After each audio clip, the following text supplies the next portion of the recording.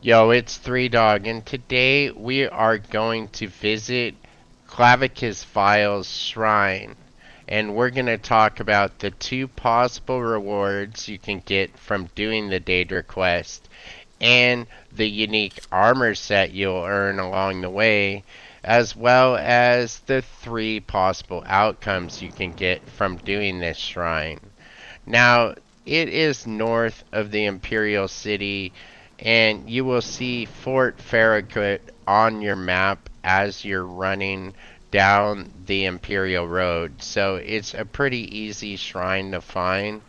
I did not include the map location this time, but as you cut up over the hill, you will see it off to the left of the Imperial Road.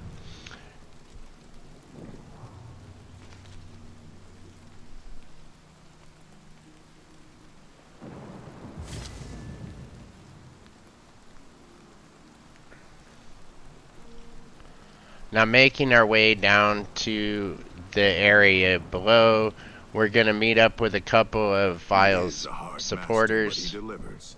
I gave my word, and an orc honors his word.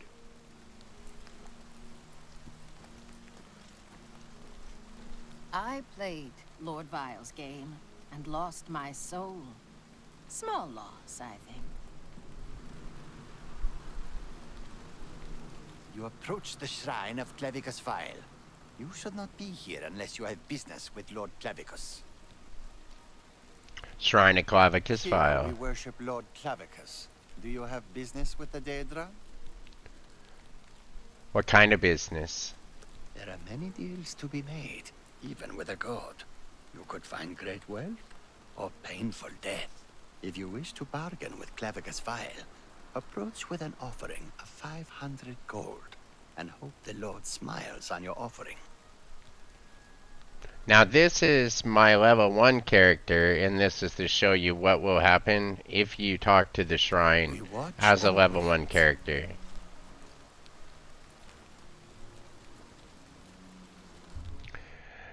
It says Clavicus File demands a more powerful champion to begin this quest. So you're going to need to be level 20 to start this quest.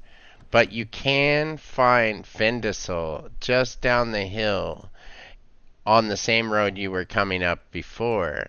And inside, you can still claim one of the rewards from the actual quest, and that is the Umbra Sword. Now, on the outside of Vindisol, which is also dubbed Vin Diesel by the creators, you will find Daedra that are matching your level. And there are a couple traps inside here. There are poison and just low level enemies like rats and mud crabs. Now, this is a spike trap. More on that later. Um, Always to avoid this, I just jump around it as you'll see here. Or maybe you won't, I don't know. But anyway, you jump around the thing like this, and you can see the trap does come down, and there are spikes down in there, so it doesn't feel too good. It won't really probably kill you no matter what level you are. Like I said, Shrock here is level 1. So as you make your way through, there's also this area here that has gas. Any of the side rooms are also filled with gas traps, so you really don't want to go inside there at all. Now as you make your way downwards, you will notice this hallway here. You're going to come across this room to this door here.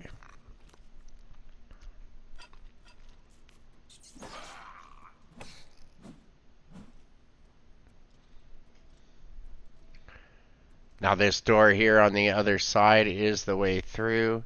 You're just going to click your way through, and then you're going to notice this rather ornate looking hall. You're going to come around and you're going to see our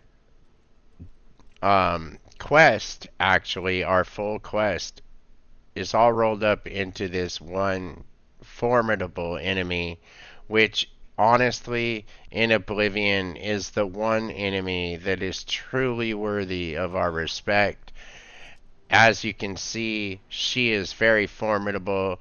Umbra does put you away fast. So what you will want to do is make sure you save your progress before you do this. And this is vital at any level you're at. Umbra will give you a fight. I know you're thinking she won't, but trust me, she will. We're gonna cheese her, and we're gonna beat her easily this way with this strategy. Now, I have a lesser staff of stopping, which gives paralyze for 2 seconds. That's just to wake her up and make her hostile at me, and then I am gonna run. I'm gonna run backwards through the dungeon and back past all of those traps we've seen before and lure her to the spike trap.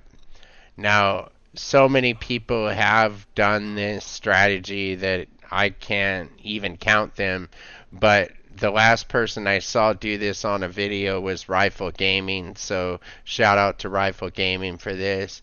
Anyways, you stand behind here, and now we are going to use Apotheosis from Rendir's staff. Now this staff will eat her alive. It'll eat most things alive.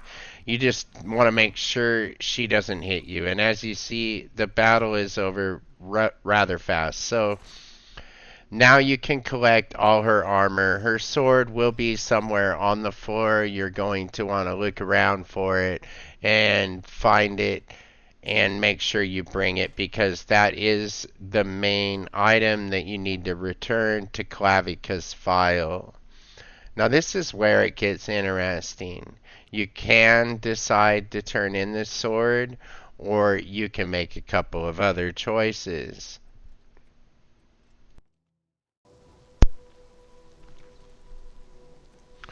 Umbra's armor and shield are one of the best things at a low level that you could probably find in the game, and they are a good reward in their own right.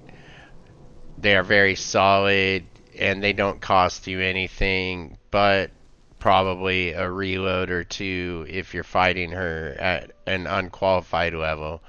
But also, you can get her sword, and the sword, it does soul trap, and that's for 120 seconds on strike, which is usually enough time to finish off any enemy. Here we worship Lord Clavicus. Do you have business with the Daedra? So with the level 20 character, things are a little different. To be made, even with a god. You could find great wealth or painful death. If you wish to bargain with Clavicus File, approach with an offering of 500 gold and hope the Lord smiles on your offering. What a bargain. 500 gold and we get to talk to a Daedra Lord. So, you're basically going to turn in the sword if you want the mask. And that's what we'll be doing shortly here. Now save your game before you do this, because it's going to be your choice whether or not you keep the mask or the sword. Now Clavicus File, he'll skip that conversation we saw earlier and just... You've brought the sword! Now give it to me. As we agreed, Umbra and I have unfinished business. Excellent! A pitiful sword with a pitiful soul in exchange for a mask fit for a god. You've gotten the better of this bargain, mortal. So as you see, he's happy when you turn in the sword. Run along. Perhaps I'll be looking for you again. Clavicus File appreciated my effort, and he has taken the Umber Sword and rewarded me with the mask of Clavicus File. Now, you're going to want to decide if you want to keep the mask or you want to move on from here. Now, it does fortify your personality. I believe it is for 20 points. And this is what it looks like here. It does look really cool. You're going to want to try to find the right armor to wear it with. It does look good with Blade's armor. However, here in the Madness armor, it's not quite as cool. Um, I actually do really like the mask. I wish you could have it and the sword, but you only can have one or the other. Now let's see what happens if we keep the sword.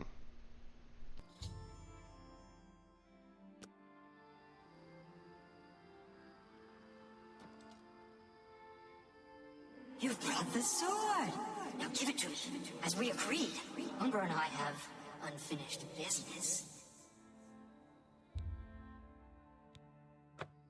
You would dare? We had a bargain, little hero. You would risk my wrath for a pitiful little sword? I will be watching you, mortal, and waiting.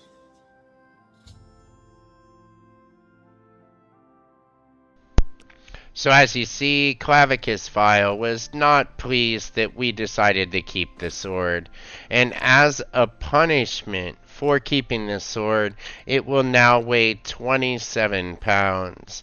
And if we had never approached him in the first place, it would weigh 0 pounds. So that is the choice I made. What choice are you gonna make? I've been 3Dog, and thanks for watching. I played Lord Vile's game and lost my soul. Small loss, I think.